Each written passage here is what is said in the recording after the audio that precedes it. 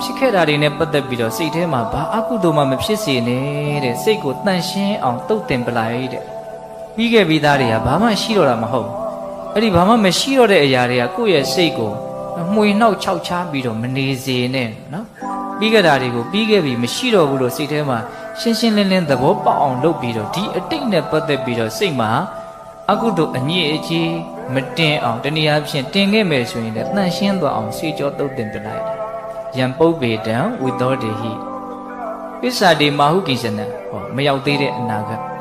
နဲ့ပတ်သက်ပြီးတော့လည်းပဲဘုန်းဘုန်းတို့မှာကြောင်းကြခြင်းတောင့်တခြင်းတွေနဲ့ပူနေလောင်နေကြရတာတွေမရှိဘူးလားရှိရနော်အဲ့ဒါကိုလည်းဘာလို့အောင်ရှင်းထုတ်ပြလိုက်တဲ့ယံပုပ္ပေတံဝိသောတေဟိပစ္စာတိမာဟုကိစ္စနံလောလောဆယ်အခုပြစ္ဆုတ်ပံအခိုက်အတန့်မှာဖြစ်နေတဲ့အရာတွေနဲ့ပတ်သက်ပြီးတော့လည်းပဲနည်းနည်းလေးမှစိတ်ထဲမှာမစွဲလန်းအောင်နေ